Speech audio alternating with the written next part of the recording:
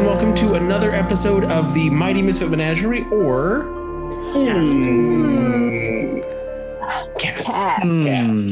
Tonight we are going to be doing another episode of Rime of the Frostmaiden. That's number 26 tonight, for about 2 hours, about a half an hour break, and our second ever episode of Mysteries of Candlekeep, which is actually Candlekeep Mysteries, but I cannot remember which order they go in. And now that you know the schedule for the evening, would our lovely Helena mind gracing us with a recap? And before she starts that, happy birthday, Helena. I know we're a day early, but I'm so excited. Yeah, happy birthday. Happy early birthday. Yeah. It's my favorite day of the year. Awesome. All right. So we were like, fuck this cabin. We're getting out of here. But then a blizzard descends. So we're like, of course. But when has a blizzard ever stopped us? Not yet. So here we go. So Hugo's like, let me check the cabin real quick one more time. So he does a run through. He finds a family of squirrels, makes good friends with them, packs them in his coat. We're taking him to a better place, hopefully. So we get everything packed up and we hit the road. We only get lost a little bit. And then we unload the squirrels. They're very happy. Hopefully. Yeah. And then we get back to Bryn Shander. So then we have a cute little, everybody has little mini episodes. So Tempest is pissed because the boys are talking about her behind her back. She doesn't appreciate that. So she stomps away. She's like, I'm going to go hit somebody. So she finds the fighting pits. They are active again. Z tailed her just to kind of be a little secret support. She fucking kicks some ass, barely survives, but does win. She has a sad interaction with that dragonborn speaker from Kaer Koenig that she stole from many moons ago and has finally paid him back. Thank you for bringing that around, Coulter. So then she passes out and Z's like, here I am. So they hang out. Then Altus is going to go do his check-in with everybody thing, which, I mean, I guess that's something that clerics do. Cool. So he is kind of making sure everybody's okay. Valin's like, hey, I'm here in the bar. And he's like, whoa, we know you. And she's like, I know you know me. I have freaking kobolds doing my bidding. Who doesn't know me? So she's like, when your whole group comes back, I've got a job for you. He's like, all right. And he was also writing some little notes to a certain somebody we won't name. Okay, so then Hugo and Malai are like, we'll go ahead and we're going to break the bad news to Copper that his lover is dead, but was right about the Summer Star. So win-win. So they interrupt services and are very inappropriate generally. But they get the job done. They return Hugo's axe beak and they break the news. And Molly's like, I'm going to keep working on this. That cool. So he's going to keep working on that. Okay, so then we all kind of come back to the teat and we're like, what's up? And Tempest is less mad. So she's like, hey, Altus. And so then they hear out Valin and she gives them this cool thing. So she's like, I got a way to get to the lost city of Ithrin, and that's where we might find an end to this winter. So smart. I'm smart. So we're like, whoa, cool. So how do we do that? She's like, okay, I got to get two things. We got to go to this island on Gajuk in the sea of floating ice. There's a frost giant fortress there, and we will go to it. My nemesis, Nas, is there. We'll dispatch. Then we're going to get Professor Scant, which is a cool magical item that knows about Ithrin, and the Codicil of White, a book that could have the spell that we have to use to break open the glacier where the city is at. Simple. Just so elementary, my dear. We're on board. You had us at kobold. So, oh, and then Hugo was like, hey, Altus, can I chat with you? And he starts taking off his clothes, and Altus is like, whoa, whoa, whoa. And Hugo's like, no, I am coming to you for a medical thing. Can you see anything? And Altus is like, nah. I mean, I see like a little thing in there. I don't know what it is. It's kind of weird. And so then Altus is like, let me try and bestow curse, suck it out, I guess. Which angers it. It wriggles around and it does not come out. And Altus is like, let me get back to you. And Hugo's like, no pressure. I just have 22 days left. So, yeah, that's where we're at. And that's Excellent. What you missed.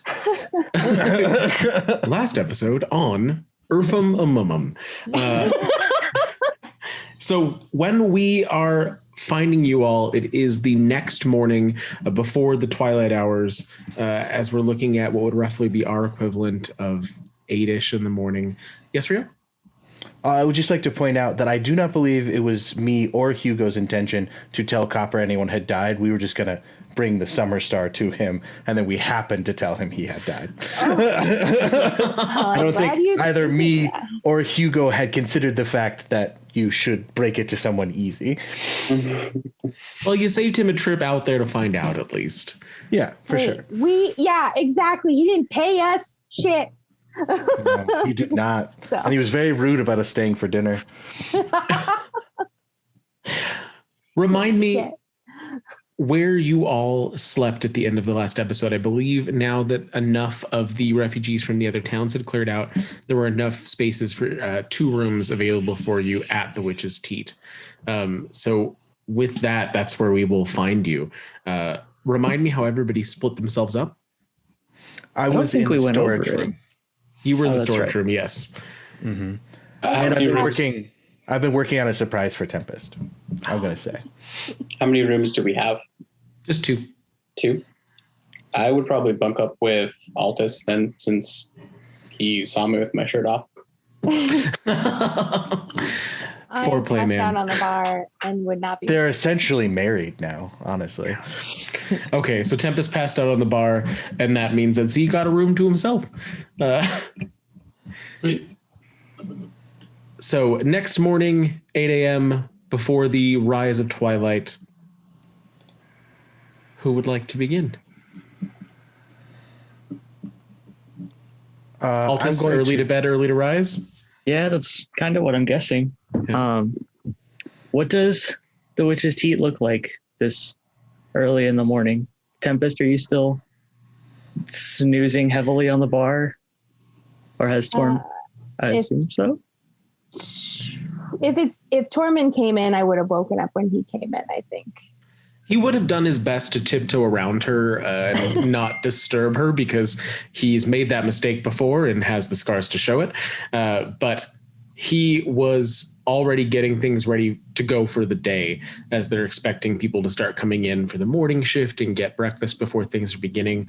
Even though people have found housing elsewhere, this is still one of the few places that there's being free food served as the rest of the world gets back into order. So at this point, Tormund would be just starting on the breakfasts. Okay. I would go downstairs and probably put some food and some water next to Tempest, so that way as soon as the sunlight wakes her and splits her head open, she can start nursing that. And then I just would have offered to help Tormund. Okay. He grunts and hands you 2 dish rags and sets you in front of the sink, not Tormund, trusting you with the actual food. I'm better than this, but if this is what you need, then it's okay. And he turns back to the porridge that he's been stirring for the last half hour and the little bit of sizzling meats that they still have left. Malai will come out of the storage room, having taken something from the storage room, and he will approach Tormund and put it on the counter and say, as payment for my breakfast today, as I am to be understood that we are to be paying for that. What is it that you put on the counter? Just anything he would have kept in his storage room. Like I'm trying to barter with stuff that was in the storage room because I'm bringing it to him now. Tormund looks over the counter as normal with just above his chin showing, looks at you in confusion, turns around, gets a bowl of porridge and sets it in front of you. And he takes what you took from his larder and grumbling walks back down the stairs to put it back in the storage room. Do you think I need to give him something else for bacon as well, Altus? None of this works. No. I'm not running a charity. It was a good attempt. Not bad, Malai. We'll get into the specifics later. Good job. I have no money, so I know. Hearing Tormund's dulcet grumblings, I probably would have woken up and. Okay, so I think I just, if Altus is like, his back is to me, we'll say, he's doing the dishes, I wake up, I get really still and awkward, and then I walk out. Okay, where are you going, Tempest? I'm gonna go feed the dogs. Okay. So out into the biting cold of the morning, it's still crystal clear in the air now, and you can see the stars overhead as a cold wind burns against your face as you begin to go feed the dogs in their more comfortable stable. And I believe that leaves us with Z and with Hugo. Probably just come downstairs and grab some breakfast and just listen.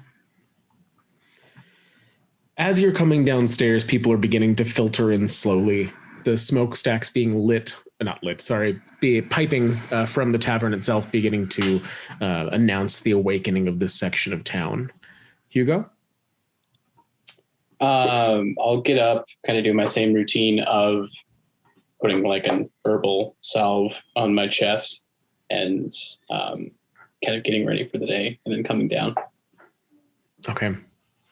As Hugo comes down the stairs, the door flies open as two kobolds hustle in, Valin walking calmly behind the two of them, one of them hurrying back to close the door behind her.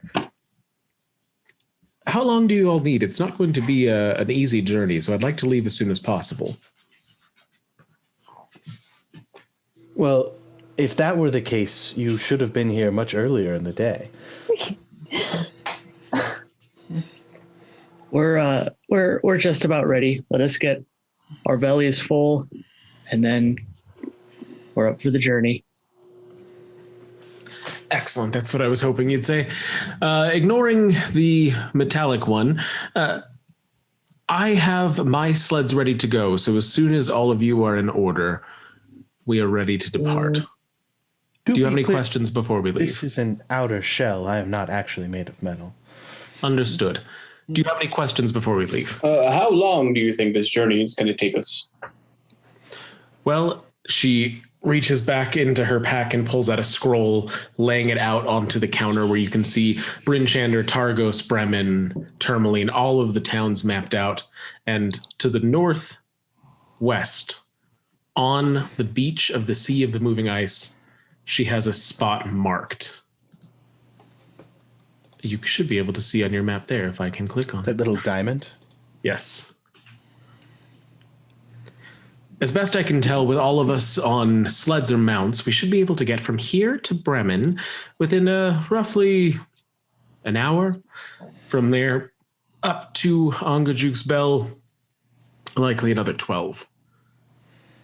It's a lot of open tundra.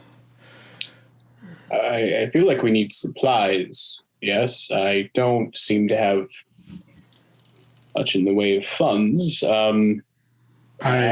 don't know if the team has anything. We I'd can go over and like open the bag of provide. holding and show you all of the rations that are like. Oh, We can All right. provide. We can Someone was very prepared and dashingly Just handsome. a little bit. I have 10 days of rations for myself, and the kobolds, they don't eat as much as you'd expect. I look at the dead one. No, he doesn't need anything. Oh, Will we need anything more magical nature? Well, that's entirely up to you. I mean, I am magical nature. Just I know. I mean, it's a long way. Perhaps some potions or anything else that might help us through the harsh winter. I mean, between myself, Altus, Z, and you, I don't foresee us really having any problem with restorative magics. I mean, aside from Tempest, we are all capable of healing ourselves. And worst comes to absolute worst, I'll put your corpse to good use. That will not be necessary in any way, shape, or form. don't know how I feel about that one. I don't think you'd probably want my corpse, but hey, might get a surprise. I, for one, appreciate the sentiment. She takes a second to look Hugo up and down. I think you'd be great for hauling. Well, I turn to Z and I say, do we have axe beaks for everybody? Do we need to acquire more? That's a good question. How many axe beaks do we have? We have 3, and then we have the dog sled, Right. which carries quite a bit. Right. Okay, So good person. You could either get another one or put 2 on the dog sled. I have 2 sleds. She has a sled. I have 2 myself, if anybody needs extra space. We can ride 2 on the dog sled, and I kind of give like a first grade look over at Tempest. Tempest, before we head out, Oh no, this is going to be bad. I have something for you that I've been working on. I've noticed that you leave a lot of your skin exposed to be stabbed, so to not waste, I have been resizing your brother's armor for you, if that's acceptable and appropriate. Can I see it? Yeah, he'll pull it out of wherever he had it.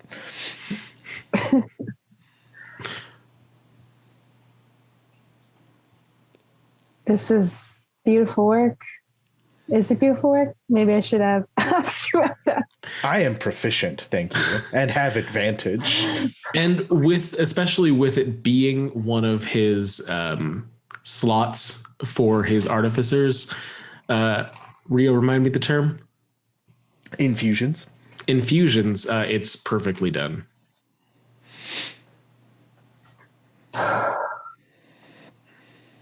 Thank you. You're welcome. This is a gift. Doesn't quite make up for all your awkward conversations, though. I have endeavored myself to only ask questions and offer no more advice. Seemingly, the advice from my home culture does not translate well, so I'm just going to keep it to myself. God. Good call. Yes.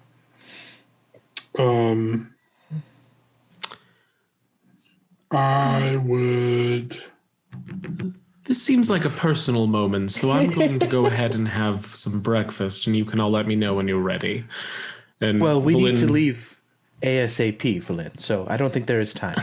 We've all eaten breakfast, so we should leave now. All right, so none of you have anything else to get? I was told that there was shopping or something to do. We have determined that that is unnecessary. Well, if you would let me talk for a second, actually. Oh, I'm sorry, Z. Was there a place in town that we could get magical stuff? There was a potion and a spell shop, a spell scroll shop that was not destroyed. But like magic items and stuff? That would probably be the only place. Being up in 10 towns, there's not like the full Right. range available you'd have in Waterdeep or something, but is there something specific that you're looking for? I don't know. I'm thinking we're going out into water and it's going to be cold. And so I'm attempting to think of, elemental resistance, stuff like that, because there's one thing about being cold and there's another thing about being wet and cold. If the rumors that I've heard at least are true, I plan on not being wet. If that's any reassurance to you. I'm going to go on a limb and I'm going to trust you on this one. But if I get wet, one of those kobolds is going down. I mean, two are dead. They're honestly a little more useful that way. She pats one of the living ones on the head. No offense, dear. Is wet a particular problem for shapeshifters? No, I don't like being cold and wet. It's yes. So I mean, common mammalian problems. Yes. Okay, let's just go. If that's the case, then I'm more than happy to leave right now. I can eat on the run. Shall we? I suppose so. Ready. She snaps and the kobolds open the door again as the frigid wind comes blasting into the inn, a few of the people complaining as you all exit. One of them closing the door as soon as the last of you is out of the way. And outside into the darkness, you are all able to depart Bryn Shander without much more fanfare as people are beginning to start their pre-twilight days. In the darkness itself, the road between Bryn Shander and Targos is beginning to become more and more traveled as people are going between the two to begin the construction projects that they've been working on to get back to a somewhat normal life. And people seem to be in decently high spirits despite the cold, at least what little of their faces you can see covered in their furs and winter wear. It takes about a half an hour on the road with your sleds and your mounts to get from Bryn Shander to Targos. The road itself, easy to follow.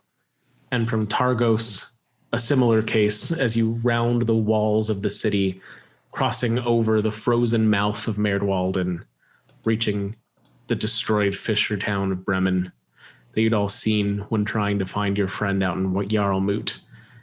Once you're on the other side of Bremen, though, as just the bare peaks of an oncoming twilight begin to show, it is white tundra as far as the eye can see. Who is in the lead of the group? Not me. I suppose I'll try again, since I am the druid. Do fire genasies have night vision? I think so. Because, if you do, that would make you perfect to lead, honestly. I can never remember. Yeah, dark vision. Excellent. And this is going to be a lower DC because there's not a blizzard or anything, and you have a map available. Survival, yeah. That is a 16. Excellent. So between you and Valin, both in the lead sleds, as the sled run by our star-crossed lovers and run by Altus and Tempest as well, go behind you.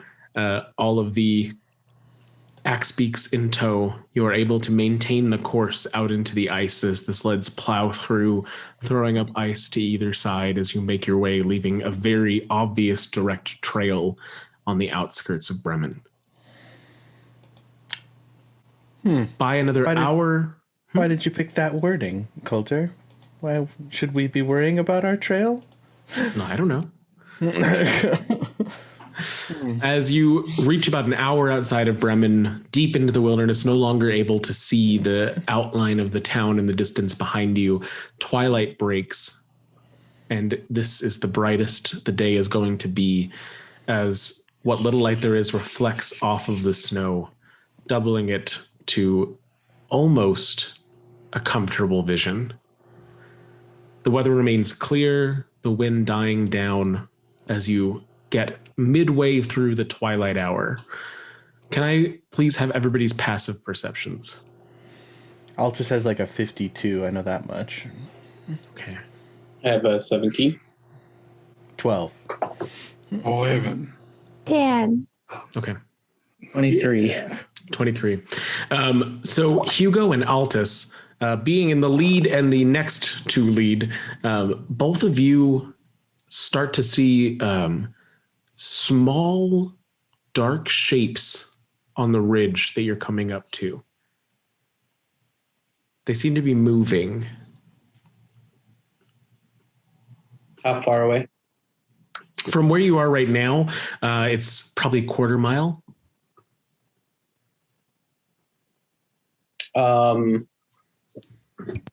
How far back is Z? You guys told me, I assumed you kept a tight formation, but I was how long probably were you behind together? you. How far off is this again? I'm sorry. About a quarter mile ahead of you. I'll make the symbol to Z to get in my mind. Are you all stopping or continuing forward? I can do that. I thought, can't you? You're thinking of. Oh, I'm thinking of the other one. You're thinking Yeah. of. What's Bobby. the name? Who else has message? Anyone have He-Man. message? Well, detect Actually, thoughts. I do have message, Okay, that works. so I can do message. You really should get those earrings, huh? Probably. Yeah. Yes. So I'm gonna message Hugo. And What's that? I'll respond. Dark figures on the ledge here on the horizon. Okay. presently they're How- directly in your path. Okay, and it's dark right now. It's twilight, so it's going to be like as bright as it gets up here. Okay. And so we're saying a quarter mile out. How many feet is that? 5280 5,000 divided by something. 4. Yeah. Okay. So the reason I ask is because I have dark vision out to 300 feet. It's definitely going to be mile. more than 300 feet. Yeah. A quarter mile is 1,320. It's without that. You don't need your dark vision for this because it's light enough. That it's just not like 3,000. daylight. Yeah. 3,000. Okay. I wouldn't use my numbers to a T on this one. It is roughly a quarter mile ahead of you.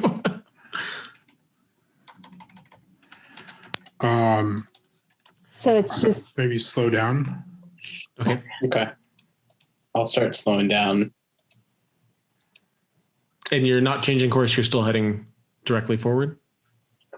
Yeah. And then as we Um, get to a slow enough gallop where we can kind of discuss, I'll tell the party and Valen that we have figures ahead.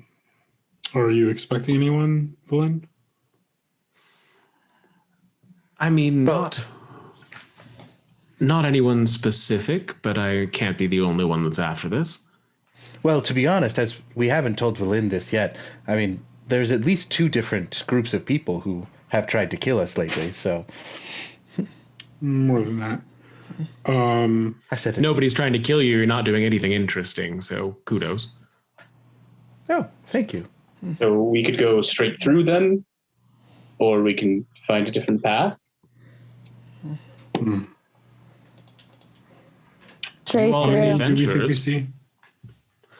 Now that you are getting a little bit closer, it seems to be humanoid shapes. It's a little bit difficult to get a knack on an exact number as they kind of go up and down into the snow. Examining them, can I please get a perception roll from anybody who wants to try to figure out what's going on with this? Who has I the definitely highest do. perception? 17. Altus, I'm going to cast Enhance Ability on you and give you... which one is it? Owl's Wisdom, so you now have advantage on your perception. Cool. I got an 18. Okay.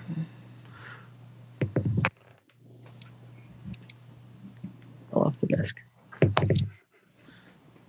That's All right. 26.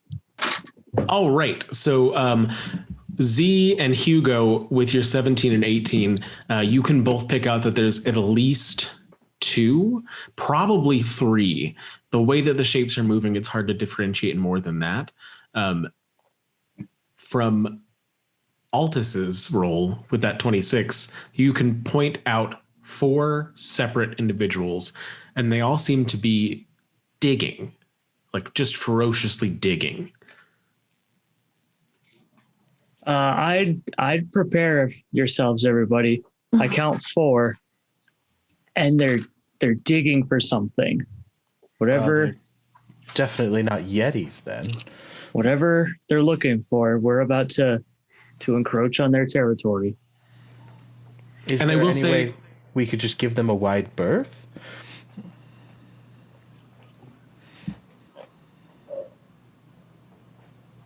No. One. I mean, I have the goal in the end. However, you all want to accomplish that is perfectly acceptable to me. I mean, if they're digging, then we could just pass right by them, right? We can try to pass, but hope for good, prepare for bad. How close are you all going to pass? How direct in our path are they? Right now, they're directly in front of you.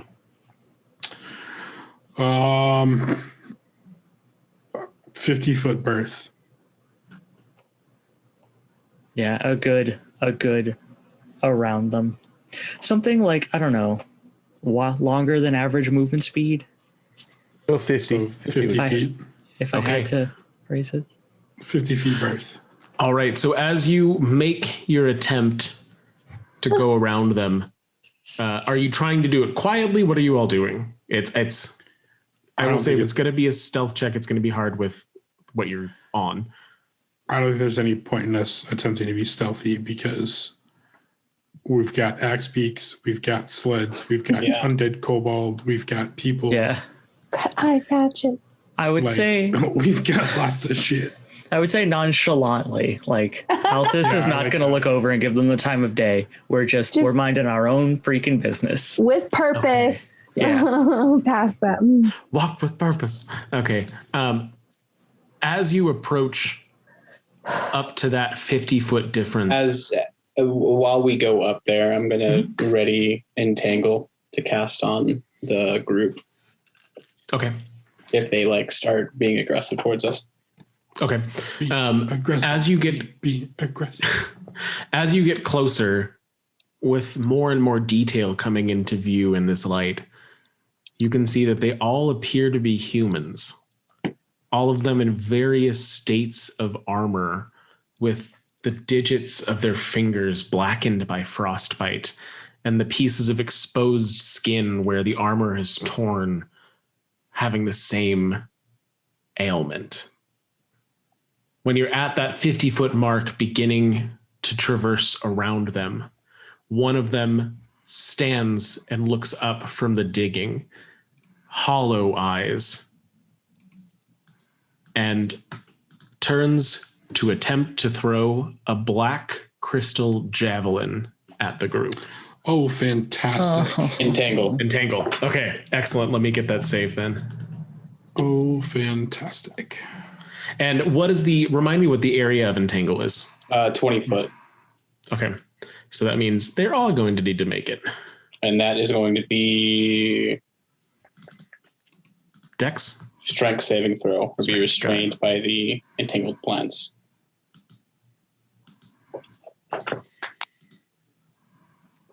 Excellent. And your AC or DC is? 75, give or take. Oh, all of them made that. Okay. Okay. 15. Okay. So 2 of them failed and 2 of them succeeded. These 2 are now entangled, and the 2 in the front are not. Okay. And with that, roll for initiative.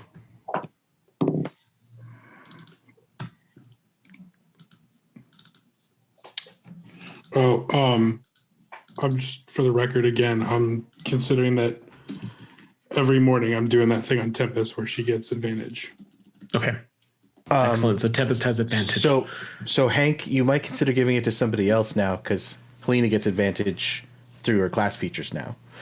Oh, does she? Oh, level 7. Yay. Good job, barbarians. Ooh. Is that because I rage? No, you just have because of that same ability, you have advantage on initiative checks. So it's just inherent now. So, we'll do Altus. Oh, hooray! And Coulter, that 20-foot cube is difficult terrain as well, even if they made the save. Excellent, thank you. Perfect. All right. I see. Altus, tell me yours again. Apologies. 11. 11. Thank you. Z? 3. Malai? 15.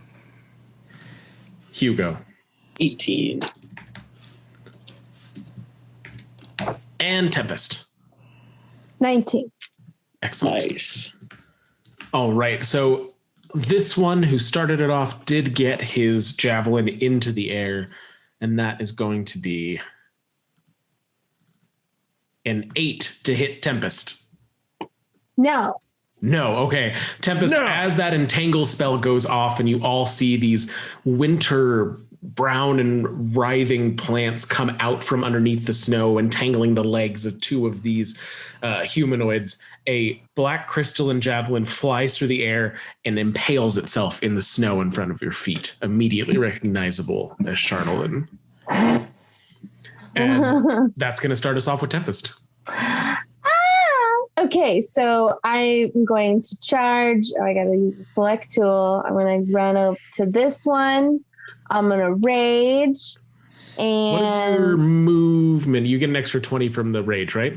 Yes. Okay, that's fine then. So I should have gotten 60 as a normal movement. So then rage, so he can make, I think, a dex save for that, and then I'll roll to attack twice. Excellent. His dex save is a 2. You ain't gonna make it. Right. Okay, so 19 and 15 to hit with the axe. All right, do this. Oh, the 2 and a 1. Come on. Okay, so I do plus my d6. Let me roll that. Okay. 4, 5, 6, 7 plus 12 is going to be 19 damage. Okay, excellent. As you get up closer, it seems as if he doesn't even react to the damage as you're hitting him. He's just so focused on your attack. Like it's not doing damage, or it's still definitely doing something. Okay. He's just not reacting to it. Just wanted to make sure. Excellent. Is that the end of your turn, Tempest? That is all. Yep. Perfect. Hugo? I will. Shoot. What will I do? I'm going to. Yeah. Which ones are restrained? These back 2 are restrained. The front 2 are not. I'm going to pull over this way, and I'm going to cast Call Lightning. And I'm specifically going to hit the one that saved from it, the one that's not being engaged right now. Excellent. And that is going to be a save as well from him? Yep, so that can be a dex save. Dex. Perfect. That is a 5. Does not make it. Okay. So he takes... What does Call Lightning look like for you after you tell me that? I think I just reach my hand out and kind of shout some words, and you see right above my target this like vortex of storm and cloud appear. The clouds themselves being kind of a light orange hue to them, and then a lightning bolt comes straight down. And that is 25 points of damage. Excellent. You see the entire body writhe as one of the blackened, frostbitten fingers falls to the snow, and he looks up at you with rage in his eyes, and we are down to them. We're going to make their saves to try and get out of here. I actually, since I cast Call Lightning, the concentration on the other one went away. That was my bad. So they're no longer restrained. So Call Lightning is concentration as well? Yeah, I can concentrate up to 10 minutes. Oh, geez. Okay, cool. Yeah, that guy's not going to have a good day. So these two then are going to try and rush the group here. And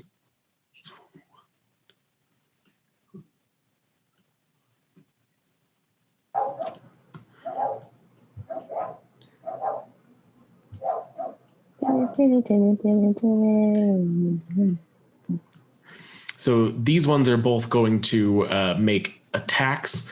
The first one is throwing another one of these javelins against Altus. That's a 17 to hit. That meets my AC. Okay. All right. So that's going to be 5 piercing damage. Okay. How much? 5. And then I need a Constitution saving throw, Altus. I can do that. 14. That makes it. You're good. Cool. As it scratches through your armor, leaving a cut along your side as it flies through you. The second one is going to make another javelin attack, and that is going to be a 19 to hit Hugo. Yeah, I believe 19 hits me. Okay, that's another 5 piercing on him, and another con save from you, Hugo. Con save. That is a 14. That'll make it as well. Okay. And then the other two are going to use their attacks on Tempest. They each have 3. So with both of them get this anger that just covers their entire body as you see their muscles flex and shake, and they gain advantage on these attacks. The first one is going to be an 18 to hit, a 16 to hit, and a 24 to hit. Just the 24 and the 18. Okay. That's going to be 18 bludgeoning damage to you, Tempest, total. And then I'm going to need a con save. What was the damage one more time? Sorry, I'm trying 18. to keep track for the... Oh, you're good. 18 right. Bludgeoning damage. But you have that, right, Helena? Yes. And I'm sorry, you wanted a... What save? Con save? You got it. 12. Okay. You are poisoned until the next round. As the second one begins its attack, 16, 20, 14. Just the 20? Excellent. That is going to be 10 bludgeoning damage from that one. And because they have now recklessly attacked you, attacks against them in the next turn get advantage to hit, which cancels out your disadvantage, but for the rest of you. And everybody has that temp HP, remember? The 10 HP. Yes. And that is going to be the end of their turn, and we're down to Malai. Oh, right. Malai thought he had a good initiative, but he did not, apparently. Oh, crap. Just closed my character sheet as opposed to clicking on it in the tab window. Just got to remember if this spell is an action. I'm pretty sure it is. Okay. Yes, it is. Okay. All right. So Malai's going to move here, just behind the closest berserker, and then see if from here can I get her? Damn. You're just out of range, Tempest. Sorry. That's okay. It just I'm means so fast. I won't get behind the chardalyn berserker. I'll move here, and then I'm going to cast Enlarge Reduce on Tempest. To enlarge. What was the path that you took to get there? Are you avoiding that attack of opportunity? Yes. It's just a straight line from where I started. Excellent. Go ahead. So, and your action was? I'm going to cast Enlarge on Tempest, which gives her advantage on all strength checks and saving throws. And also, Helena, you add an extra D4 to all of your attacks. Just and the damage too, or just the roll? Just the D4 to damage. It's only to damage. Oh, to damage. Okay. Yeah. Excellent. As Tempest standing before both of them swells, her enchanted armor growing with her as she now stands 2 or 3 heads above the berserkers. Excellent. Altus. Unless Molly, do you have any other actions? I don't think so. I'm trying to Go ahead without me. I don't think I have anything I can do. I'm gonna. No, yeah, nothing. Altus, you're up.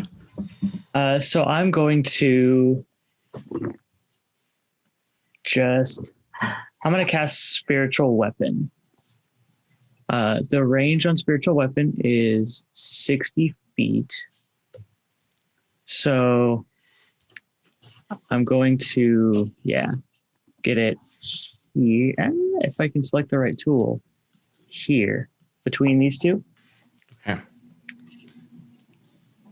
And it's going to look like two maces end to end. So to kind of look like a balance for Thor, but or not Thor, I'm sorry, for Tyr, but be a little more violent looking. There's such thing as a double-headed flail, actually. You're matching weapons with each of these as they wield their chardalyn flails. Are you going to use it on the same round? I'm going to use it on the same round, yeah. Who are you hitting? Let's hit the closer boy. Okay. Excellent. Give me that roll. So it's going to be, correct me if I'm wrong in any of this, a melee attack, and then I add my spellcasting modifier to it? It's a wisdom-based melee attack, yes. It's called a melee spell attack. Melee spell attack. So 15 to hit. That will hit. Yes. Yes. So 8 plus my spellcasting ability. So that's going to be 13 damage. All right. And you see him jolt forward as it hits him in the back, not breaking his focus on Hugo still. Anything else on your turn, Altus? I feel like I should move just a hair closer. So I'm going to come into here. And that'll be my turn. Excellent. Volin turns back and puts a hand over to stop the kobolds from rushing forward. And she herself steps to here as she raises her hand and casts Ray of Sickness onto the one in front of her, which is a 29 to hit, which will hit that guy. And that is going to be a second level casting for 1 billion damage. It's 14 for this gentleman as she does so. You see the green energy flowing from her hands as she lifts it up, and his body begins to contract. And from there, we'll go to Z. All right. We're gonna do a chaos bolt on this gentleman right here.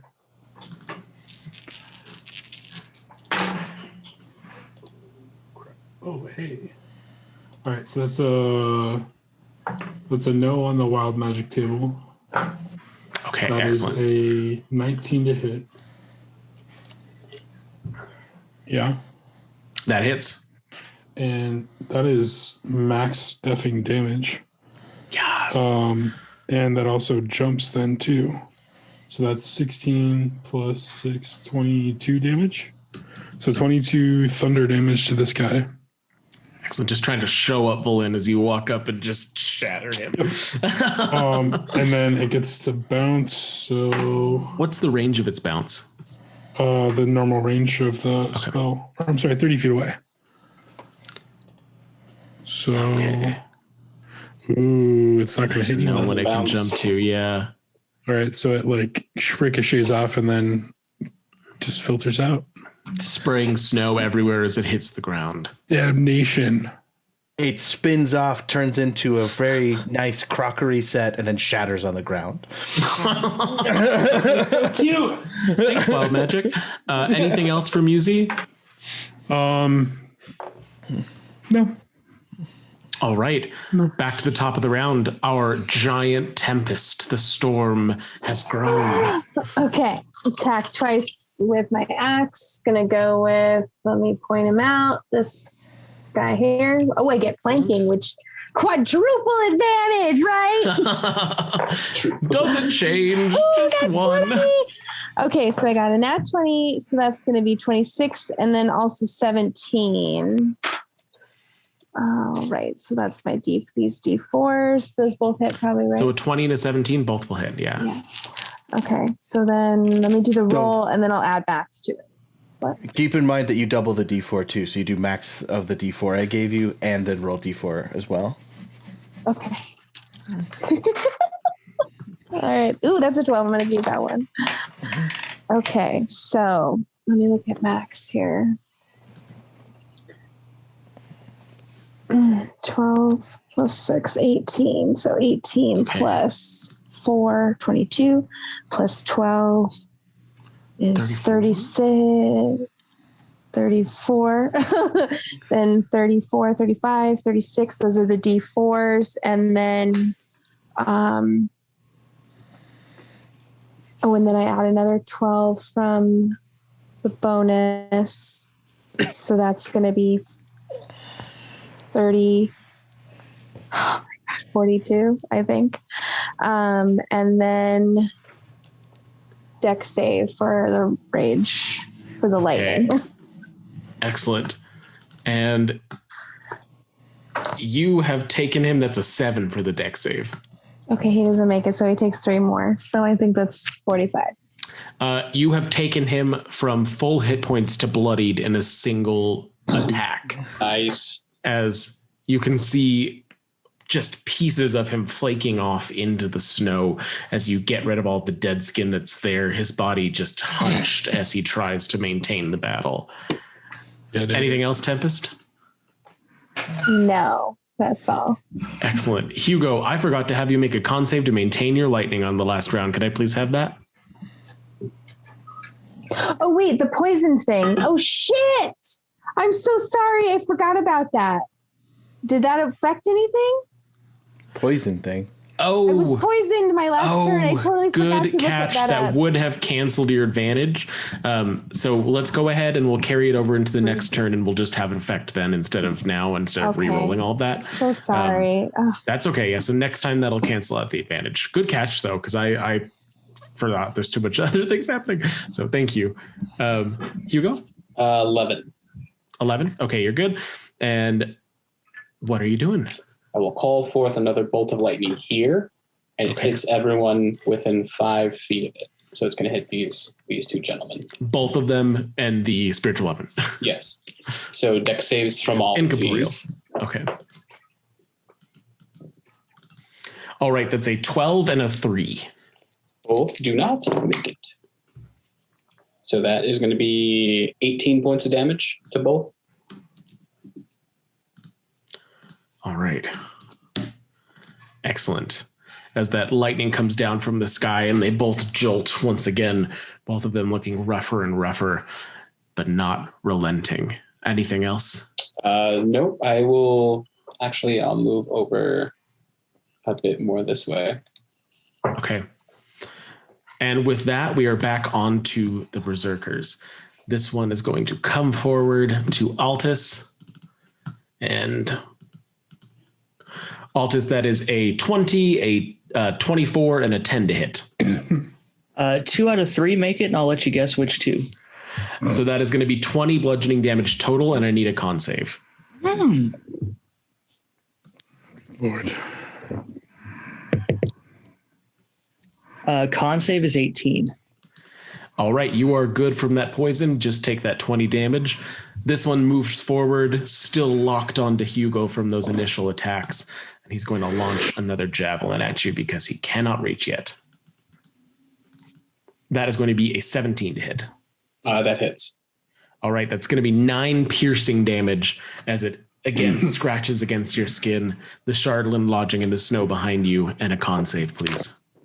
2 con saves. First con save is going to be a 22. Okay, so your spell is safe. Second con save is not good. That is a 8. And you have disadvantage on the next attack or ability check before your next turn. Perfect. Wait, and what were the con saves? Damn it. Has a 22 and a 9, or an 8, 9. I wouldn't have been able to help. But you maintained your spell concentration. So These other two are going after Tempest yet again because they are next to her. They have a real friend. That's going to be a 10, a 20, and a 22 to hit. Yes, 20 and 22. Okay, so the first two are going to be 11 bludgeoning damage and a con save. Double poison.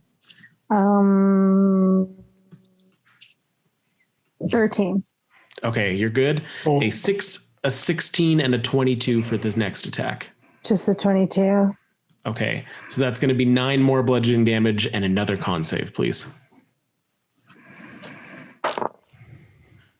24.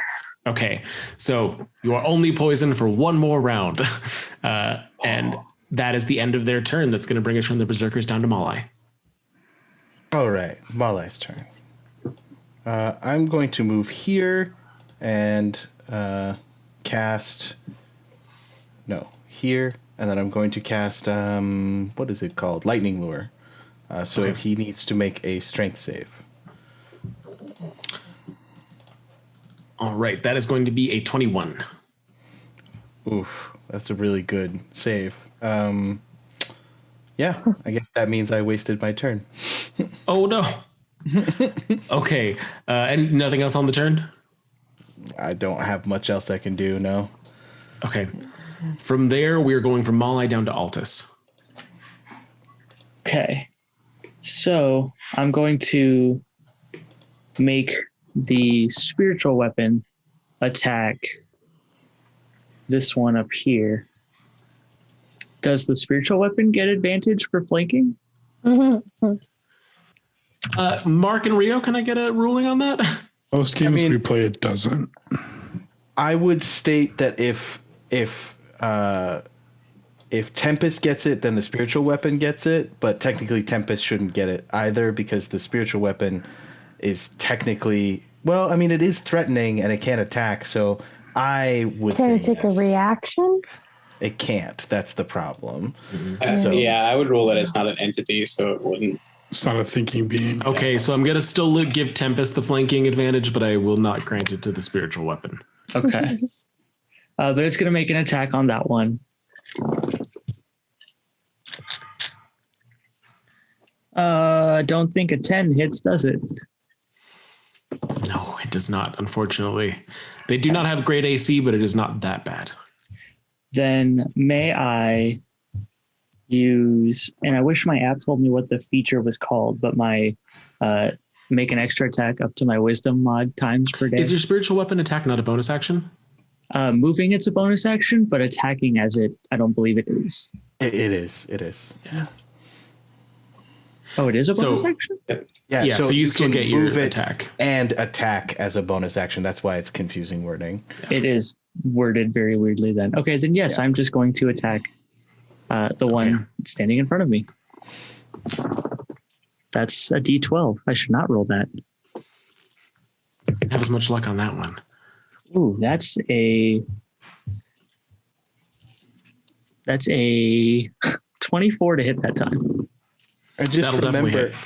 just remember, Altus, in the future, even with your spiritual weapon, you could have used your guiding strike, your channel divinity, to add 10 to the roll, which would have made it a 20. Yeah. I'm saving that though, because I don't know when we're going to rest and I don't know what we're walking into. And Altus Okay. is a little bit scared.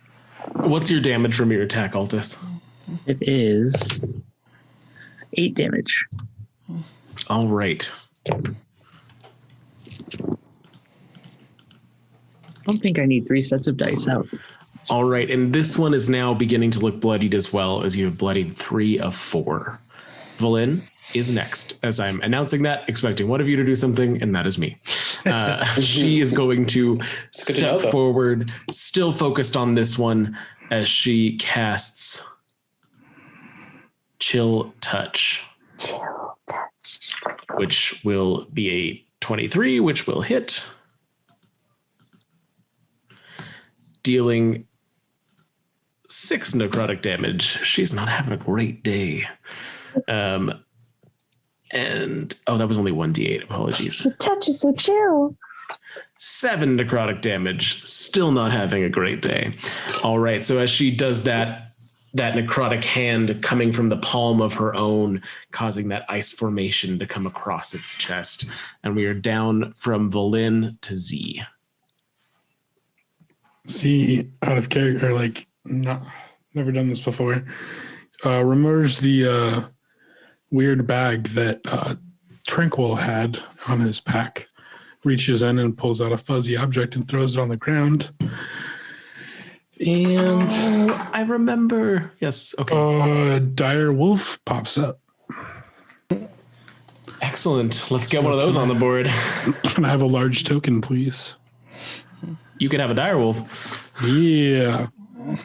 Now it attacks on my turn, so it's a bonus action to command it. So if I commanded it now, would it attack this turn, or does that Go right ahead?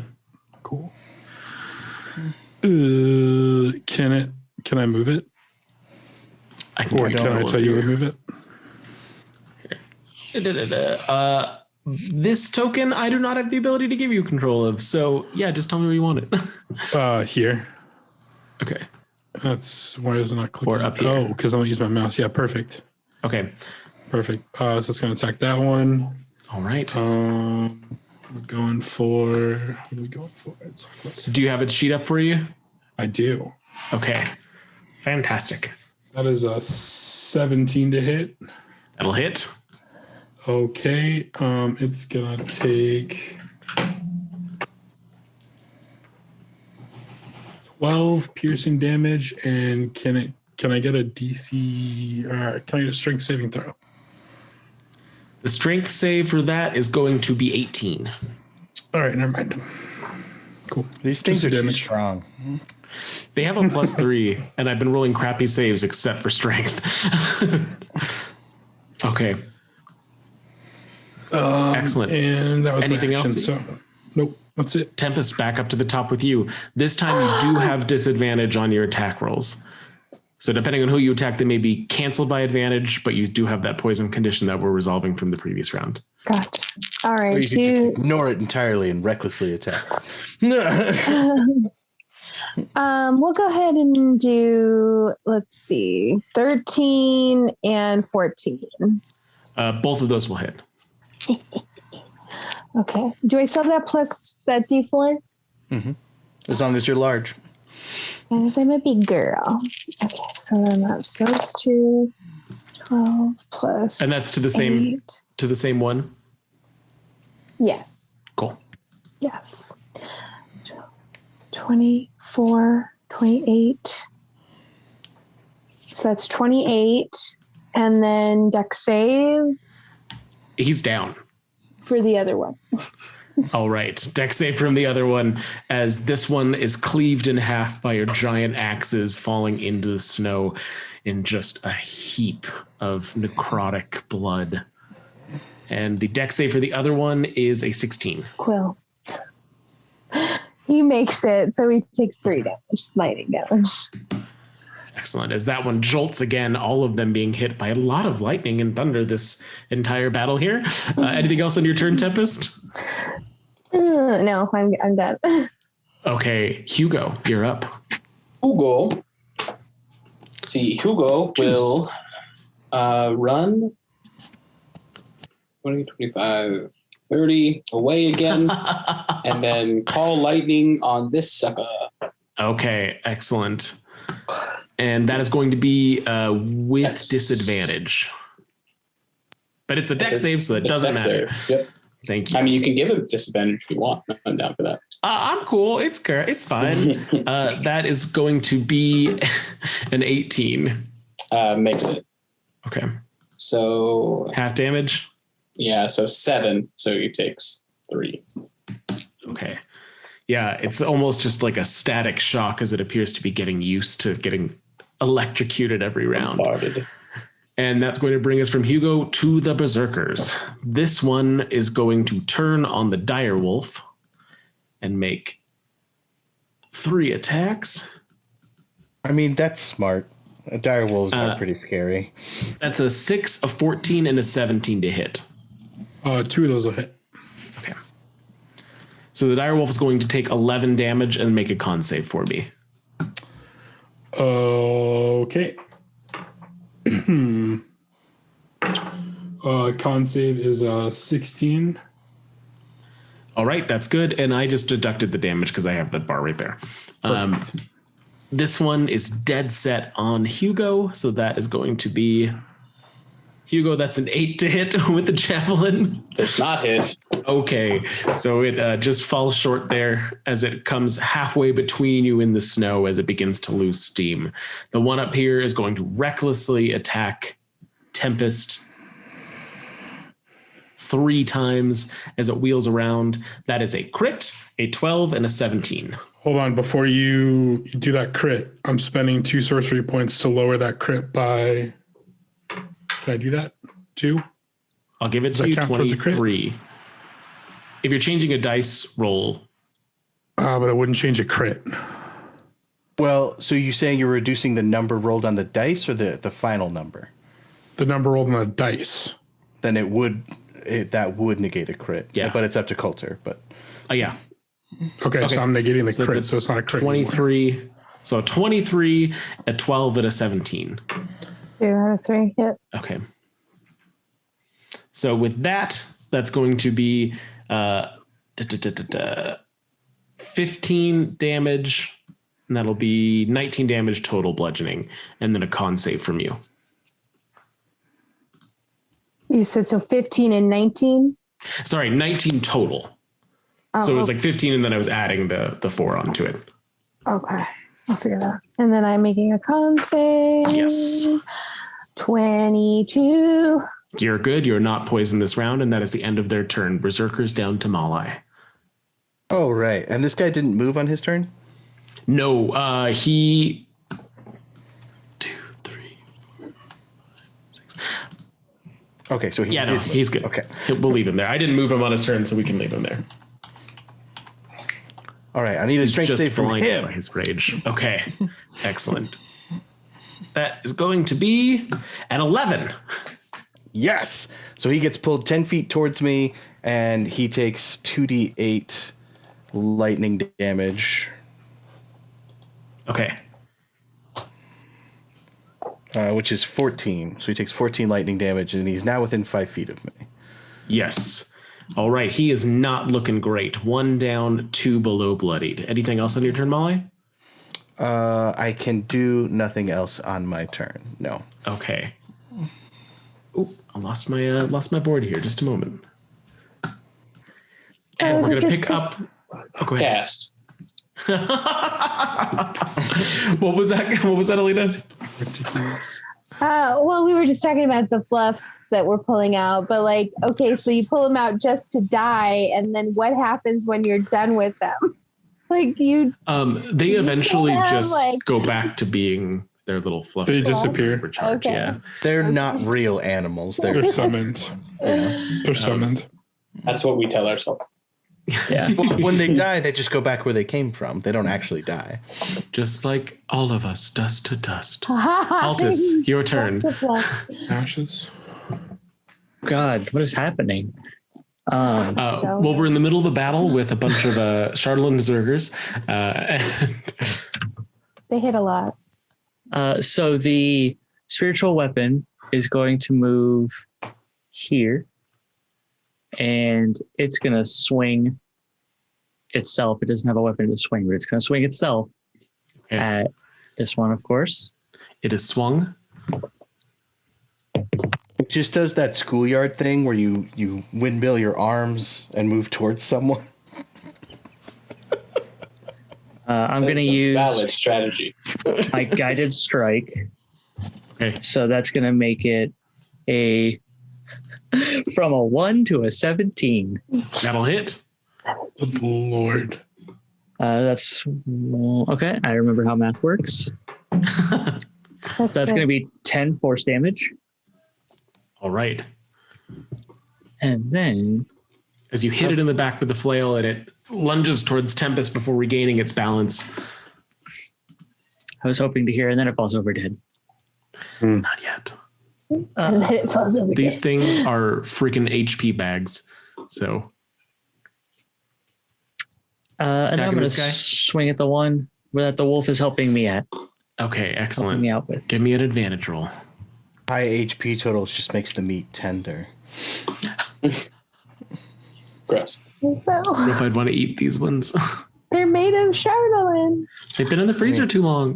Crunchy. I was raised by Yetis. I'm sure we've eaten these guys before. Ooh. 19 to hit, Coulter? That'll hit. Oh, 7 piercing damage. Okay, excellent. They are still all starting to look pretty rough. And from that, we are on to Valin. Valin, getting irritated that she's not doing as much damage as she wants to, steps forward to bring out one of the bigger guns. And she is going to cast Blight on him. Thanks. Wither. The Dream Rate special right there. Yes. All right. And with that, he is going to make his con save to see if he succeeds. And that does succeed. So she's not going to do quite as much as she was hoping she did. She is not. Yeah, it's not her day. Yeah, it's really not her day. She's trying, but it's just not doing great.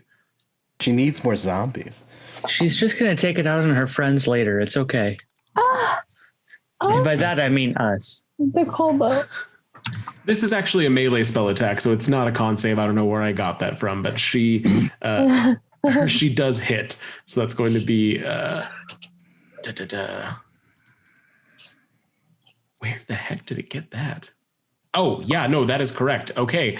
45 damage as this one withers into nothingness, collapsing upon the ground. And she goes... And that'll bring us from Valin. Thank you all for your patience. Down to Z. I softly clap. I'm gonna do the wolf first just to see what happens. Can I get Mr. Wolfie to move here, please? All right, there's He's where got he moves. 40 feet of movement, so I think he's got 50, so I think he can make that. He's gonna attack. And he's gonna get a 12. That will not hit. Yeah, I didn't think so. All right, then As he struggles against the lure, he just manages to miss the paw coming down upon him. all right, Z wants to be done with this, so we're gonna do a guiding bolt on that gent. Okay. And oh, wait. Would the wolf have advantage? Pack would, tactics. Yeah. Well, and he's also flanking with Malai, so. That's another 11. Wow. Okay. All right. Cool. Which, yeah, we're Still just no gonna, dice on the wolf, unfortunately. No. All right. Well, then Z's going to throw a guiding bolt. As we've already acknowledged, it's a fake wolf, so he's, Right. sometimes you get a good one, sometimes you don't. Oh, God. Does a 15 hit? 15 does hit. Is this with your guiding bolt? Yes, sir. Thank the Lord. Okay. 46. That is, not bad. 18 radiant damage. And this one, between the lightning lure and the guiding bolt, crumbles into a heap as the lightning roller unravels back around him. Suck it. All right.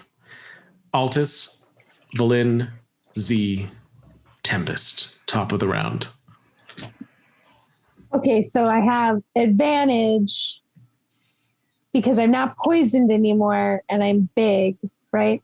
Yes. Okay, I just Actually, enlarge does not grant advantage on strength attack. But you are flanking. Yeah. Oh, and then they attacked recklessly Yes. last time. That's what I was thinking. Okay, anyway. So it's going to be 2 23s to hit. Bolt will hit. And we're going to do my D4s. And we're going to do, and then he can make a dex save for my lightning damage. We're going to do 12. The dex save is a 9. Okay, so he doesn't make that. So he takes this whole one. So 22, 30, 31, 32, 33, 34, 35, 36 damage bait. He is still standing as he lets out a guttural roar from his ruined vocal cords, meeting your gaze from below. Hugo, you're up. What is Hugo doing? What is Hugo doing? I suppose I'll do another call lightning. Okay. Here, so I just get the guy. Him and not Tempest. Okay. Yep. So deck save from him. Yes, sir. 5. It's not make it. No. That's 10. All right. Still standing. Oh, Hugo, we are down to Come him, on. and he is going to recklessly attack Tempest again. Single-mindedly. That is a 17, a 23, and a 21 to hit. All 3. All right, so that is going to be 18 plus 8. So that's going to be 26 bludgeoning damage as it attacks you. And I need another con save. The theme of this battle is con saves. Ooh, 3. Well, 9, but probably doesn't. Okay, Add- yeah, so you are now... Add 4 to that. 13. Does that pass? That meets. So that passes. So you are no longer poisoned. You are not poisoned. You didn't get poisoned. All right. Malai So now has the Flash of Genius ability where he can add his int modifier to his saving throw. oh, fancy pants, McGee. All right. So that is the end of the Berserker's turn as only one stands. Malai, you are up. His name is Malai, not McGee. Yeah. Just Malai for- McGee, yeah. for future. Malai's just going to magic missile the last guy as a level 2 spell. So 1, so 4, 7, 5 plus 7, and then the last one is a 4. So 12, 16. What does your magic missile look like, Malai? I didn't describe my large person. I had such a cool thing for Oh, large no. person too. I'm sorry. But magic missile, he kind of throws his hands out and kind of like schematics kind of outlined around him with like notes scrawled, and then they just kind of form into where those spots are and then shoot out. And as those weave their way around Tempest with whistling sounds, they come through the Berserker and he drops to the ground and you are all out of initiative. Oh, nice. yeet. Like body slamming. I dropped the enlarge spell right before you could. As it all ends, Valin brushes the little bit of snow off of her coat. Do you all keep track of body counts? Because one with you all, and we don't have to keep track of what was before that. I got one too. Oh, are we tracking bodies now? All right. I think it's a Tempest fun little road game. can have mine. It's fine. So, do we get a special prize if we beat you? Just the honor of victory. Not one of the kobolds? If you want one, you're welcome to them. You have to convince them to go with you, but Also, have free will. the dire wolf that Z summoned, does it have its own count, or does that count as Z's? I'd give it to Z personally. But house rules. What if I talk to it and convince it to give it to me? I like tell it to like snarl at you. All right. You have your own pet. Come on. What would you all like to do now that you're out of initiative? How's everyone's HP? I didn't get touched. Took about I have- 30. I took a lot. I can give you 2 healing spells, Tempest. I was Let me going to roll them. do mass healing word if we needed, but I can also. Oh, I mean that's a good idea. I can also activate my healing vitality again. I can whatever it's called, that spell. do some too. Oh, maybe that'll be good. So we save spell slots. Have a Helena, gazillion healer characters. Helena, I cure you for 17. All right. What level spell is your the thing you were going to do, Altus? That's level 3. Okay, so same level. So I feel like that's fine. Okay, so I'm gonna cast that, and D4 plus my spell mod. Yeah, I would say we try to make as much, get as much ground covered during the light hours. So. Okay, so leaving the berserker bodies in the snow. Oh, I guess Do we need to check them? Do we think we need to? Do we burn them? Everybody also can heal for 7, by the way. Thank you. Coulter, can I investigate what they were digging for? Sure. Yeah. Go ahead and roll investigation.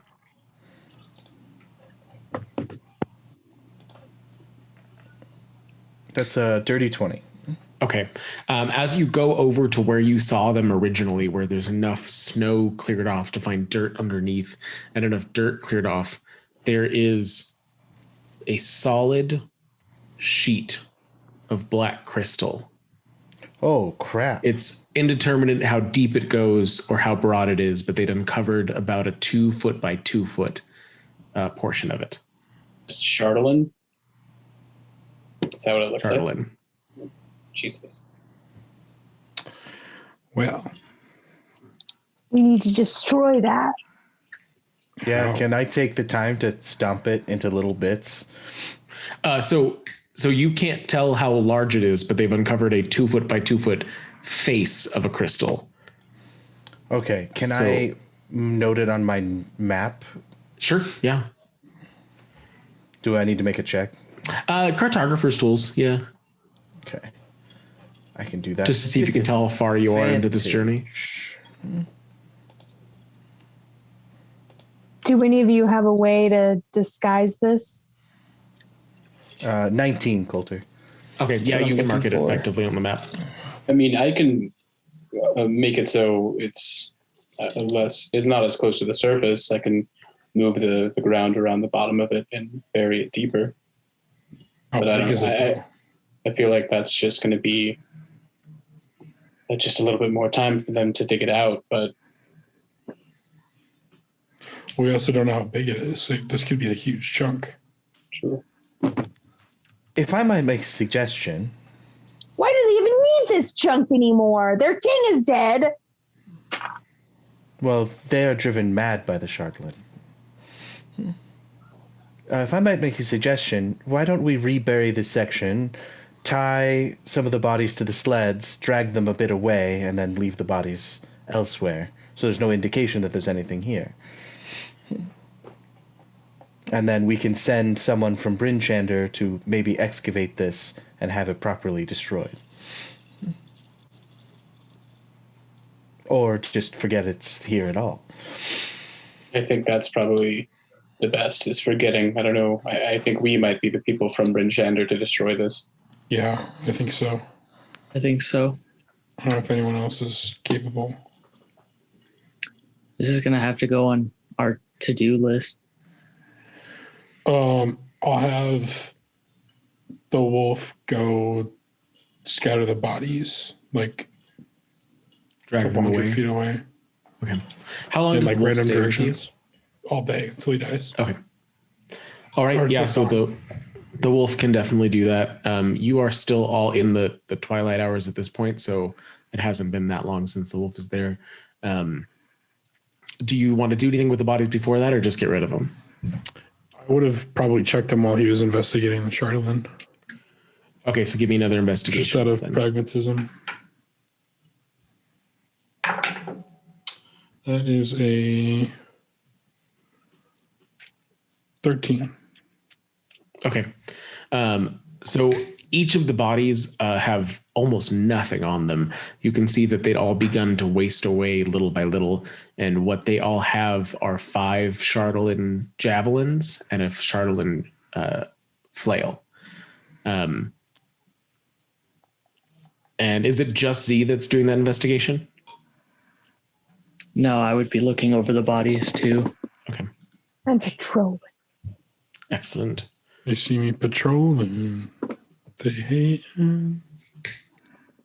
That was not a good roll at all. I got a 2. Okay. You, as you're trying to help with the investigation, you accidentally step on one of their hands. And you hear something crack underfoot. And as you lift your foot off, there is the remains of a ring made of ice, now in pieces. Oh, can I cast Mending on it? You can try. Yeah, can I cast Mending to start getting the pieces back together? Bunch of little mending cantrips. As you cast, go ahead. Do I see him do that? Are you still dealing with the crystal? Not really. I just was investigating it. Sure, yeah. If you see him do it, go ahead. Altus, wouldn't that be an indication of a servant of our real and thus probably left to be crushed? Yeah, I want to know. I just Very want to know. Okay. As you cast Mending on it, you feel ice form in the palms of your hands. And the ring itself goes from being several solid chunks to just being a flurry of snowflakes as they melt on contact with your skin.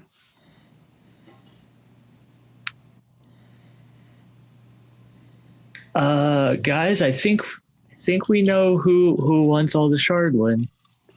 And I turn to kind of present what's going on in my hands. Altus turns to all of you holding a pile of snow. There's lots of snow around here, Altus. Is that the remnants of the ring? Yeah. Like I said, I feel... Is it possible for a god to be driven mad by chardalyn? Could that be what's happening? I've never heard of it before, but I don't have a better explanation. And as I'm saying this, I'm taking the snow and packing it into a snowball. And Coulter, I'm assuming because of my time with the Druid Guard that I'm well versed in chardalyn, so I hope I'm not overstepping. No, yeah, that's, I mean, yeah. Yeah, based on that, yes. And then as soon as it's in a snowball, can I throw it at Z? The real snow? What? Oh, the way it was described, I just thought it turned into snow, and I looked like an idiot standing there like, oh, it's snow. Until you hit your ally with it, and then the ally gets possessed by real, and we have to kill him or something. But go ahead. Rio, who hurt you? Several DMs. No, it hits Z and just reacts as if a snowball on impact, just falling into pieces as that one piece hits him in the chest. Do the eyes thing. You know, you got to take what little fun you can get. Right, Blinn? Well, I've had quite enough fun for today. I'd like to find a whale. Not to rain on anybody's parade, but I think the bodies may have been dealt with. I mean, it snows here, not rains, so I was going to make the same joke. I guess And maybe let's just honestly, move on. Z. there's no cause for a parade. She gives you this like deadpan look and then snaps, and all of the kobolds go and start readying the sleds again as she turns and walks away. The puns are cute, but moving is cuter. Wait, who does she look at like that? It's Malai? See, Oh, okay. for making the joke. I just give like a little bow. I'm like, all right, yep. Tempest is in the background staring at a note. And but then when she sees Valen goes heading to the sled, she stuffs the note in her pocket and she goes to help. Excellent. All right. Anything else you want to do before you continue moving, folks? Keep on keeping on. Keep on keeping on. Excellent. So at this point, you are only a few hours outside of Bremen. The battle itself took you maybe a half an hour between dealing with all of the bodies, with how quickly it all happened, and you are back on the road without having lost very much time across the tundra. May I get another survival check from whoever is leading? Oh, that's good. That is a 25. Fantastic. Between Volin's map and Malai's map and your natural sense of how the wilderness works, even so far away from your home forest, you are able to easily keep the party on track, slowly but surely guiding them as the twilight fades into darkness around you. Now, the only light that's bouncing off the stars and the moon onto the snow and guiding your way. Many hours later, as you continue through this overly clear evening, the aurora forms above you.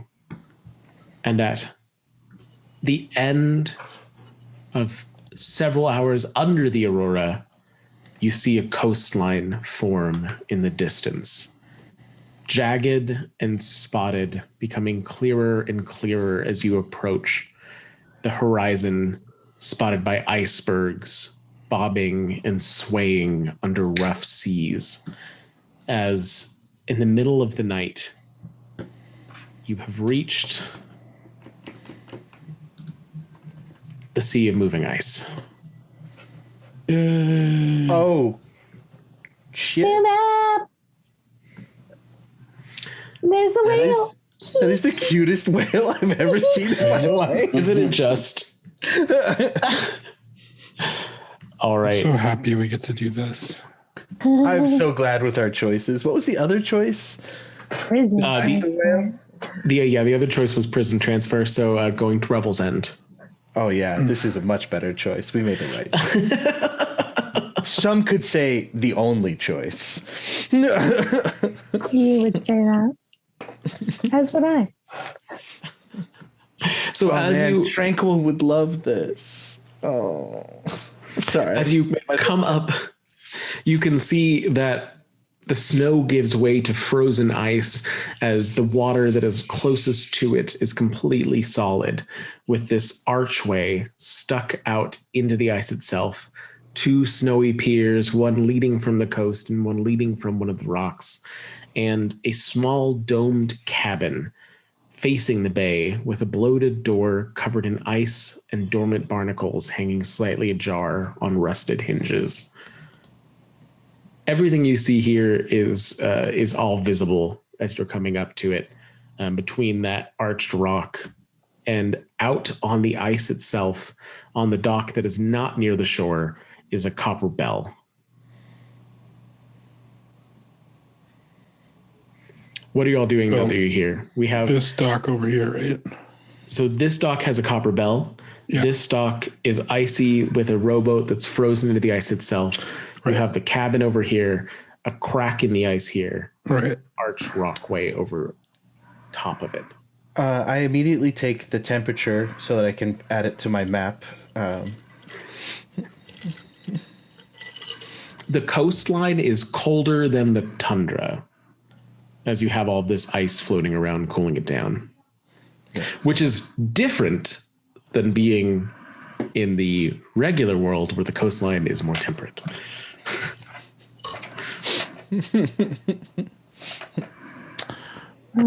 Where are we going to be loading up? I'm gonna go over to. There is a bell. We might be able to ring that. Right. I'm gonna go over to this cabin here. But I don't know about the rest of you, but the last fight I did use a lot of my magical reserves. Should we maybe consider camping here for the evening before attempting whatever shenanigans involves that crack in the ice and a bell? Well, maybe we can rest during the journey. Personally, Valin speaks up. I'm not particularly familiar with the sleeping habits of whales. Are any of you aware whether they're nocturnal or not? I'm not a whale, please? no. Please? Say again? Can I make a nature check, please? Sure. Oh, yeah. I got a 24, so I spend the next 30 minutes explaining to her the sleeping habits of whales. I had a brief moment of being like, should we have the druid make the nature check? But I guess living in a forest, it doesn't really make any sense that you would have interacted with whales. So yeah, I mean, you can basically reach him at any time.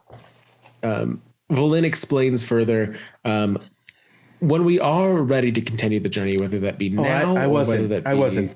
I wasn't done talking about the whales, but yes, go ahead. I apologize. I was just done listening to it. Whenever we're ready to continue the journey, you will ring the bell, and from what I have in my records, he should appear within a set amount of time. I'm told from reliable sources that he can hear it no matter how far he journeys away. I'm not sure if that has to do with vibrations or some other sort of sense of magic cast on the bell itself, but with that, we should have him within a half hour, if that's... And what do we do with the axe beaks, the dog sleds? I mean, will all of that be transferable? Well, I don't know exactly the details of what Angajuk can carry, but I would imagine that if he's the size of a regular whale, probably not. We'll have to leave them here. And this is the only way to reach the destination. I offered Revel's End as well. If you'd like to continue up the coast. Same situation. Up there, we'd be looking for a full ship where we would probably be able to bring the animals along with us, but I'm imagining that would be an exorbitant fare. I'm prepared to cover half of any cost, but... Is there anywhere nearby that looks like it would be safe to leave the dogs? In both directions, as far as you can see, it's pretty ragged coastline, aside from this cabin and these docks. So your safest bet would probably be the cabin. Can one of your little buddies stay with them? I wasn't planning on bringing any of them, but the two dead ones. So if you'd like, I'm happy to leave the two kobolds with them. And she turns and looks at them, and one of them nods enthusiastically with a big dragony grin on its face, and it like runs over and pets the dog with its little claws. They seem to be amenable to the option, so... I'm gonna message to that one, if you hurt any of these animals, I will eat you. And then like make my eyes get really big. It stands like bored stiff and turns and looks up at you. No eat, just pet. Soft fuzzy. Okay. Okay. Hugo, can you explain to the dogs what we're doing, that we're not leaving them here, abandoning them here? Oh, sure. I'll cast Speak with Animals on myself. Okay. Actually, I'll do it on Tempest, because I feel like they have a better bond. Okay. I just want to explain to them that we're not abandoning them, and that we're going to leave them here with the kobolds, and we're going to leave them rations, and we'll be back. Lots of rations. All of them are still catching their breaths from bringing you over here, so you get a lot of like, okay, yeah, no, that's good. You'll come back. You always come back. You guys are so good. You guys are so good. And you get like the shivery as it rubs against you in a circle, trying to get like the most of its body rubbed against you as it can. And all of them start to kind of play and jump on each other as they realize that they're having a little bit of downtime, not having to pull the sleds anymore. And you see that both of the kobolds have now come over and started petting dogs, and the dogs seem to be reacting well to them, as the dogs are largely bigger than the kobolds, with the kobolds being about 3 feet tall and these being big old winter dogs. They're going to be able to fend for themselves if the kobolds decide to do anything sketchy. Okay, so I get the dog set up in the cabin, and the axe speaks. I'm gonna leave like half the lassoed in or rations. something. One of the kobolds comes up to Tempest, seeing that she was the one talking to all the dogs and kind of helping to set this up, and it like pulls on the hem of your armor. What's up? Can we eat birds? No, not those ones. Maybe other ones. It turns and stomps off over to the cabin. I'll buy you a bird when we get back. Tempest, are you Fair. suggesting that we buy an axe beak just for the kobolds to eat? No, I'll get like a turkey or something. Excellent. So what are the rest of you doing now that we're all here and we're getting the dogs all situated? I'm spending an exorbitant amount of time mapping out the cabin and its insides in my sketchbook, but... Okay, so you went into the cabin itself then? Yes, of course. Excuse me. He already said he went in there, so I assumed... Oh, I'm sorry, Z, I missed that. I said that I went to it. I didn't go in. I was going Okay. to knock on the door. So knocking on the door itself being slightly ajar, it just like swings against its hinges, and it makes some knocking sounds as it hits the frame and then swings further open. Detect dots. Nothing but the dogs, the axe beaks, the kobolds, and your friends. All right. I'll go in then and take a look around. D, should I check for invisible threats? I mean, is this door open or is it closed? That door's closed.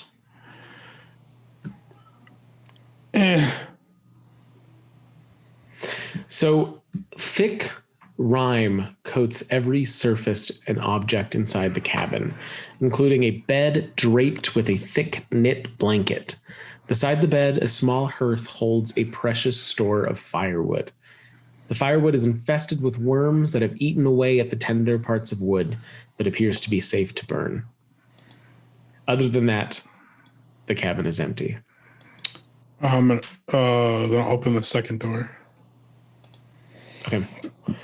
Inside this room, you see more stores. All of them appear to be very old. There is a chest against the far wall. I'm going to open the chest. Okay. Are you checking for traps or anything, or just opening it? I mean, I don't have any tools to check for traps, so I don't think that I really know just how open to. Yeah. So inside, you see a collection of belongings. It opens with this loud creak as the hinges themselves have rusted from the salt air, and it takes a little bit of a jolt to actually get the lid up. There's some very worn and aged clothing that's begun to be eaten away by the little bit of insect life that lives up here. And as you're digging through, there's a few papers with handwritten scripts that appear to be a journal. And at the very bottom of it, there is a lithograph of a female druid kneeling with a broad grin on her face at the edge of cracked ice that you can recognize as the archway of stone outside based on the surroundings of it, with a large whale with its head up above the ice, and she has one hand on it. And the whale, as much as a whale can, appears to be grinning as well. I'm going to put everything back as close as I can to how I found it and close the chest. Wish we could pick that to see that picture. And I will say, from what both you and Malai could tell being in the cabin, with how much ice is here, it has been abandoned for a long time. Do I think that there's enough firewood for them to last a couple days? Go ahead and I'll call that perception because you can see the firewood. You're just trying to make a decision on what it can do in the future. So we'll call that perception for now. Perceive. You can guess that there's going to be enough firewood for about 4 days. Okay. Whoever had this cabin had quite the store. Okay, cool. I'll ask Valen if she thinks that that's going to be enough. Like, are we abandoning the kobolds and dogs? Like, are we leaving them enough supplies? I am unsure, honestly, how long this is all going to take. The location of the island is unmarked, and it's unmarked for a reason. And it could be a day's journey in both directions. It could be a week's journey in both directions. My recommendation, if I may, would be to instruct our comrades to return if we don't, to return to Bryn Shander if we don't fetch them in enough days to last their warmth and their food. As much as I enjoy having the necromantic friends of mine, I didn't put any of them there. I take what I find, and I would rather not intentionally cause harm to any of them.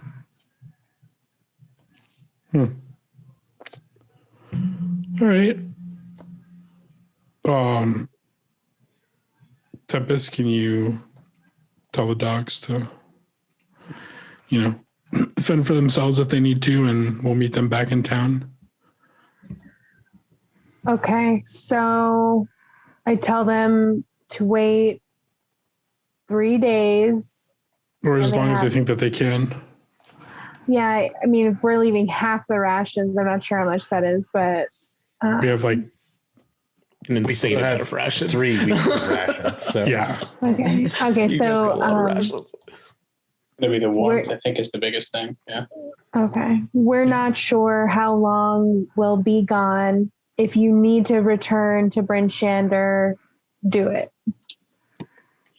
All of them panting nod at you, and the kobolds who cannot understand that portion of the conversation look up at Valen with wide eyes, and she says, "Follow the dogs. They'll tell you where to go." I just imagine this pack of dogs wandering through the wilderness, and these kobolds just like, "Wait, doggy!" And the axe speaks too. I guess I try to explain it to the axe speaks as well. I don't know if they're gonna be. They're a little dumber than the dogs, but they do. Yeah, they do accept the information. Okay. Lots of squawking and. Okay, longest food. Okay. I don't know why I'm thinking of what is it? Oh, Robin Hood, the Disney animated one, the birds that have the axes. Oh, okay. That's what I'm thinking of for those axe beaks. But it's on their faces. Yep. All right. Are you all planning to stay the night in the cabin, or are you planning to make an attempt to depart? I thought we were going to stay the night. Well, it would make sense to rest. Small for all of us, but I'll camp outside. I was gonna say we have stuff. I can camp outside as well. You could all fit inside between the two rooms. It will be very crowded, but we've got snow gear. We've camped outside before. Okay, so who's sleeping inside? Who's sleeping outside? I don't mind. I can sleep wherever is comfortable for everybody. I'll be outside. I assume Valen, as our technically client, will probably take the cabin. Oh yeah, she was sleeping inside one way or another.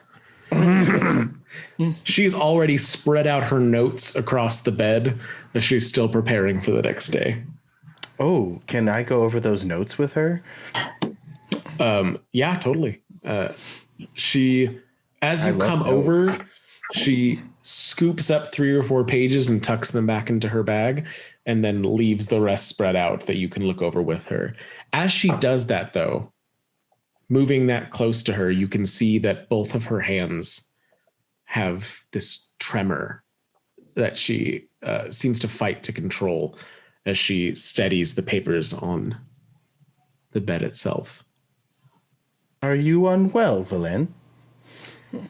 I'm as well as any of us can be. But thank you for your concern. You are welcome.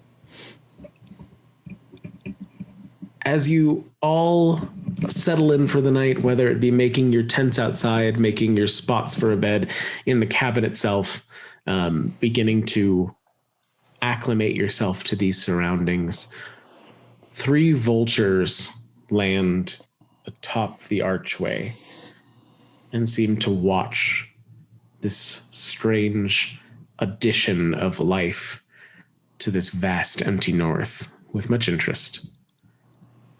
And that's where we'll end tonight. So thank you all so much. I really appreciated you guys. Thank you so much for this session. Thank you all for watching. We always appreciate you guys joining us. And we will be taking about a half an hour break and then be back with our second episode of Candlekeep Mysteries. So we're super stoked for that. If you are watching this on YouTube, please leave any questions, comments, concerns, or anything below. We always love seeing those. We're always excited to reply to those. If you have one for a specific person, feel free to hop into our Discord, which will also be linked in the doobly-doo below.